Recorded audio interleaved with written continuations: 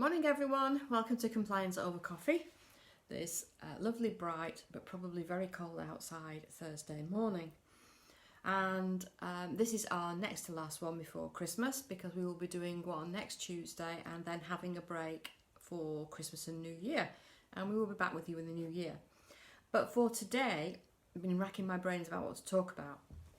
And I had a thought last night that we talk an awful lot about a couple of pieces of regulation, which is data protection and money laundering, but we don't really cover or talk about or even mention many other pieces of legislation and regulation that cover us. So I've made a list of about 11 or 12 I think I've got that I'm just going to read out to you, and you guys need to go off and research for yourselves because they do affect how we operate as a business sometimes on a day-to-day basis. Morning, Mova. I'm just going to put my coffee down, put my reading glasses on, look like a headmistress for a few minutes, and pick up my piece of paper and just read these out to you. So these are pieces of legislation and regulation that fall between the cracks. People don't realise that they're there, and that you need to have an understanding as to how they might affect how you work on a day-to-day basis.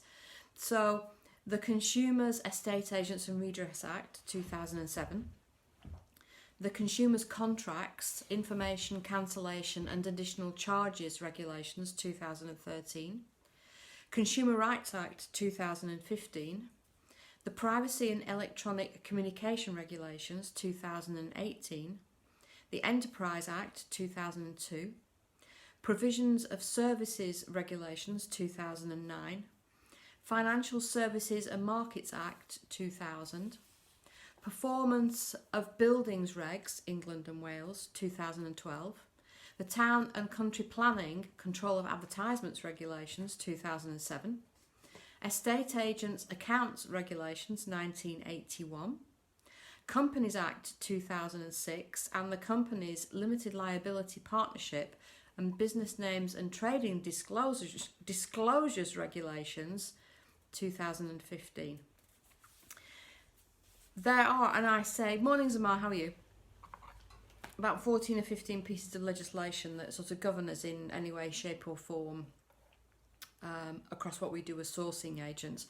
And we talk majorly about GDPR and AML, but as you can see from that list that I've just read out, there's quite a lot more to it. Do some crossover? Yes, of course I do.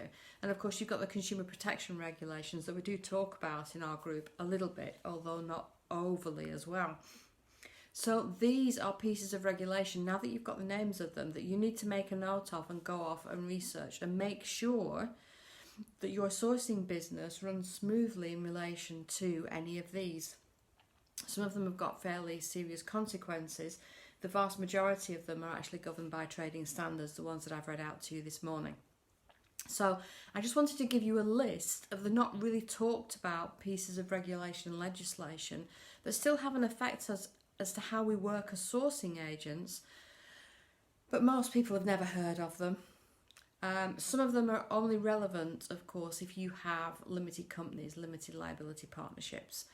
But there are regulations around having limited companies. People set up limited companies because they've been informed that it's more tax efficient from their perspective to be able to run a business in that way. But they don't have a grasp or an understanding as to the legalities around doing it and what is expected of you once it's set up. So that is Compliance Over Coffee for this morning. Little talked about regulations, the long lost and forgotten regulations and legislation. You now have a list, so listen to it, please make a note of them and go off and do a little bit of research for yourselves.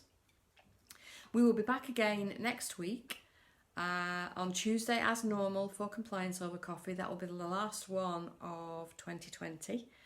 And shortly, Tony and I will be back with you with the Christmas quiz. So that's all for now for Compliance Over Coffee. As far as we're concerned here at Compliance Over Coffee, have a great weekend and we will see you again on Tuesday. Bye for now.